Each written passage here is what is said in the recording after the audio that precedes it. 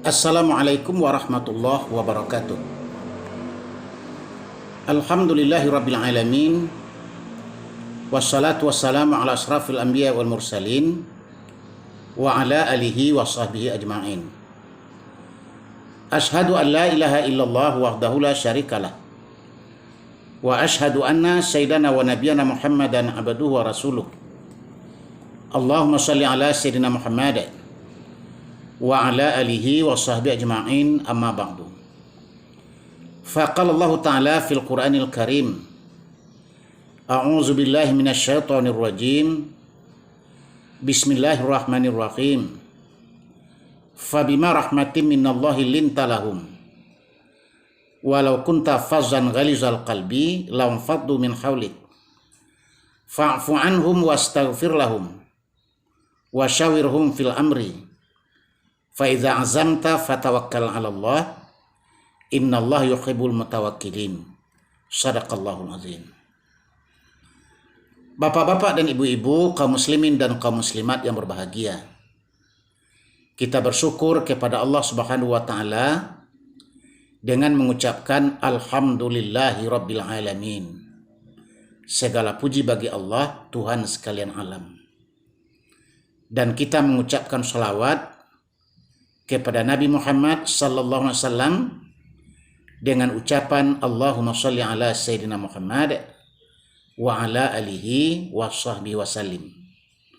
Semoga keampunan Allah dan Allah senantiasa menyampaikan salawat kita kepada beliau. Amin ya rabbal alamin.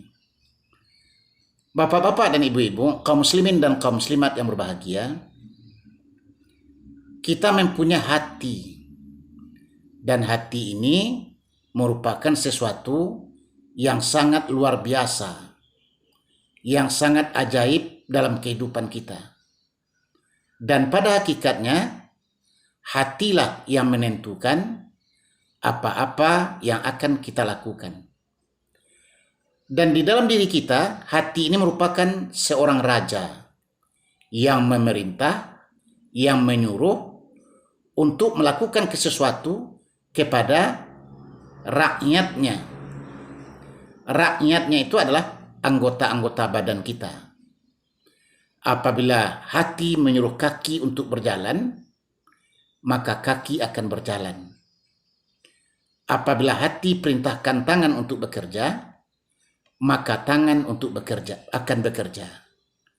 Dan bila hati memerintahkan mulut untuk bicara, maka mulut akan bicara. Begitu kebalikannya. Kalau hati perintahkan diam, maka dia akan diam. Inilah hati manusia. Maka dengan itu, segala keburukan dan kebaikan bersumber dari hati.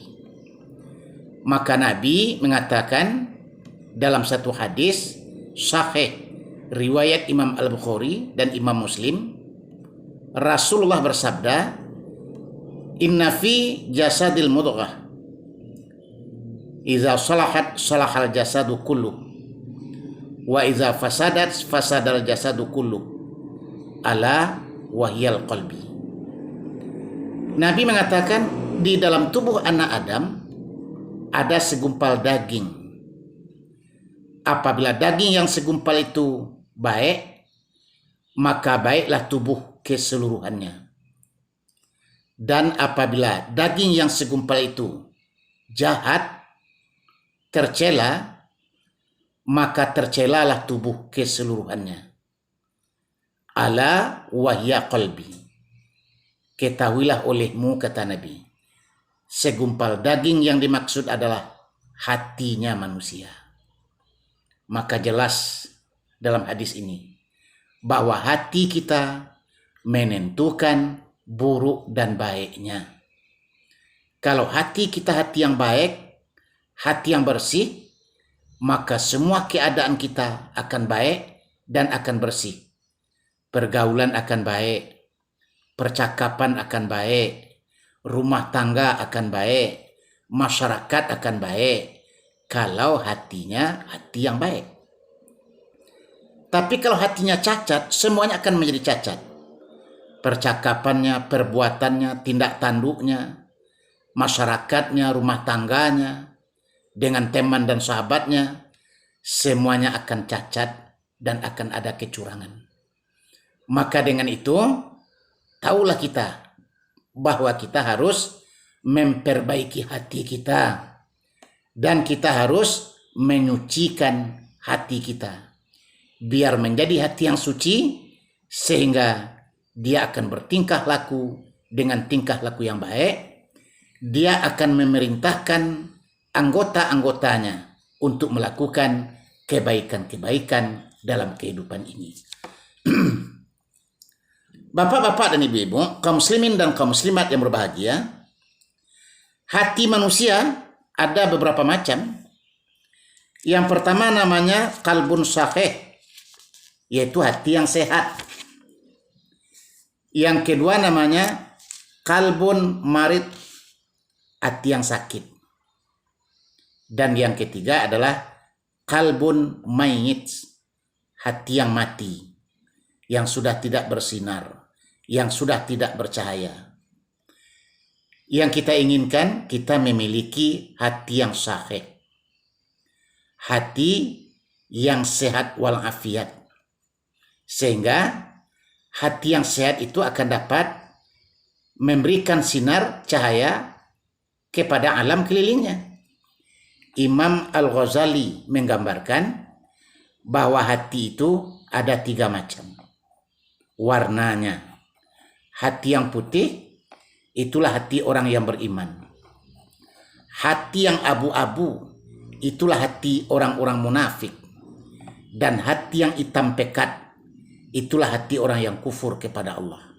Yang ingin kita miliki adalah hati yang putih dan bersih, suci, sehingga dia dapat memberikan sinar, memberikan cahaya kepada alam kelilingnya. Dia dapat memberikan manfaat kepada orang-orang yang ada di sekitarnya. Itu yang kita inginkan. Bapak-bapak dan ibu-ibu, kaum muslimin dan kaum muslimat yang berbahagia, kenapakah hati itu menjadi keras? Dalam satu hadis Nabi bersabda, "Salasu khisalin turisul qaswata fil qalbi." Ada 3 hal yang menyebabkan hati bisa menjadi keras. Apakah yang 3 hal itu? Yang pertama, hubbut ta'am, banyak-banyak makan. Kalau makan jangan terlalu banyak, bisa menyebabkan hati menjadi hati yang keras.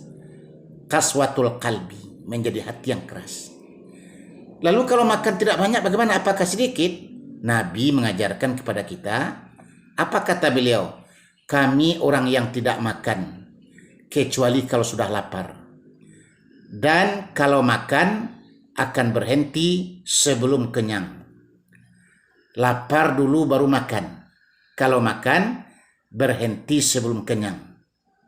Ini orang yang banyak salah menanggapi dan salah melakukan.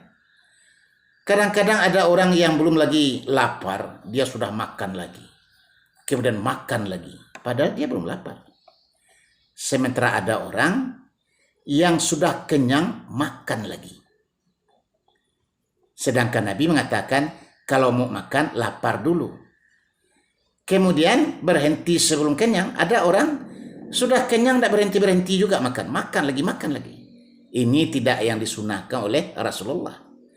Rasulullah mensunahkan kepada kita berhenti sebelum kenyang.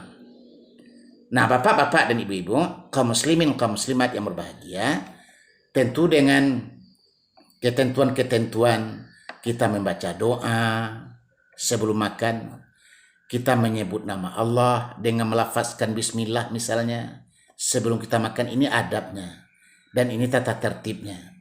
Biar berkah barang yang kita makan, rezeki yang kita makan. Kemudian yang kedua yang menyebabkan hati yang keras adalah wahubut naum, suka tidur. Tidur siang dan tidur malam. Orang yang banyak tidur akan kurang berjalan akal dan pikirannya karena dia banyak tidur. Dan lagi-lagi dalam keterangan ini dikatakan banyak tidur itu bikin hati menjadi keras karena hati tidak bergerak, tidak berpikir, tidak merasa, tidak tersimpan rasa di dalamnya. Karena orang yang punya hati asyik tidur saja. Maka kurangi tidur dan banyakkan ibadah. Ibadah yang dimaksud, amal yang dimaksud bukan sembahyang semata-mata, bukan berzikir semata-mata, bukan beriktikaf di masjid semata-mata, bekerja di sawah, di ladang, atau berjualan di pasar, itu juga termasuk ibadah. Yaitu ibadah dalam rangka memenuhi kebutuhan hidup kita. Jadi cari makan, cari minum itu juga ibadah. Kalau kita niatkan ia sebagai ibadah. Karena kewajiban. Dan itu merupakan tanggung jawab yang harus kita lakukan dalam kehidupan kita. Dan yang ketiga yang bikin hati keras adalah wahubbur rahah, yaitu banyak santai, bermain-main, malas-malasan bekerja. Sama juga dengan yang rajin tidur tadi. Tapi ini dia tidak tidur. Walaupun tidak tidur, tapi dia tidak mau bekerja. Kerjaannya santai-santai dan main-main saja. Ingat, orang yang banyak santai dan banyak mainnya, hatinya akan menjadi keras. Maka kita sebagai umat yang beriman, hendaklah kita mengatur makan kita seperti yang disunahkan oleh Rasulullah. Dan hendaklah kita mengatur tidur kita seperti yang diperintahkan oleh Rasulullah. Dan hendaklah kita bekerja keras. Bekerja keras dalam beramal. Bekerja keras dalam beribadah. Dan bekerja keras dalam mencari kebutuhan hidup dan kehidupan kita. Ini yang diajarkan oleh agama kita, yang diajarkan oleh syariat Islam itu sendiri. Bapak-bapak dan ibu-ibu, kaum muslimin dan kaum muslimat yang berbahagia, andaikan ini kita lakukan dalam kehidupan kita, maka kita akan mempunyai hati yang betul-betul hidup. Hati yang sehat, suci dan bersih, dan hati yang sehat. Karena hal-hal yang menyebabkan dia keras, yang menyebabkan dia munafik, telah kita hindarkan. Telah kita buang jauh-jauh. Dan ada lagi seorang sahabat Nabi yang mengatakan, yaitu Ibnu Mas'ud, pernah mengatakan, kata beliau, ada 4 hal yang menyebabkan hati menjadi gelap dan gulita. Ada pula hati ini hati yang gelap, hati yang gulita. Ada pula hati ini hati yang terang. Bapak-bapak dan ibu-ibu yang terhormat, bagaimana hati yang gelap dan hati yang gulita itu? Penyebabnya yang pertama, perut yang selalu kenyang, serupa juga dengan yang tadi. Yang kedua, berteman dengan orang-orang yang zalim. Mencari teman harus kita pikirkan, cari teman yang baik, yang saleh, yang suka beramal. Mudah-mudahan kebaikannya akan berpindah kepada kita. Kemudian suka melupakan dosa yang telah lalu. Ini menyebabkan hati menjadi gelap. Seharusnya kita banyak-banyak ingat dosa, ini melupakan dosa-dosa yang telah berlalu. Dan termasuk hal yang memberikan kegelapan kepada hati adalah watulul amal. Panjang angan-angan tapi malas bekerja. Angan-angan bukan main banyak.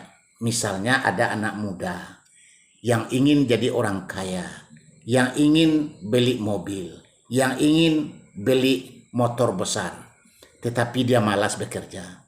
Akhirnya dia berangan-angan. Angan-angan yang seperti itu, panjang angan-angan itu dilarang. Yang boleh kita lakukan adalah tinggi cita-cita dengan syarat rajin bekerja dan berdoa kepada Allah. Mudah-mudahan cita-cita yang tinggi itu akan dikabulkan oleh Allah Subhanahu wa taala sehingga kita dapat untuk mencapainya. Nah, inilah kaum muslimin dan kaum muslimat yang berbahagia, perkara yang berkenaan dengan hati kita. Mudah-mudahan kita mempunyai hati yang bersih, mempunyai hati yang sahih, yang bisa bermanfaat untuk orang lain. Demikian yang dapat kita sampaikan hari ini. Semoga ada manfaat. Terima kasih atas perhatiannya. Wabillahi taufiq wal hidayah. Wassalamualaikum warahmatullahi wabarakatuh.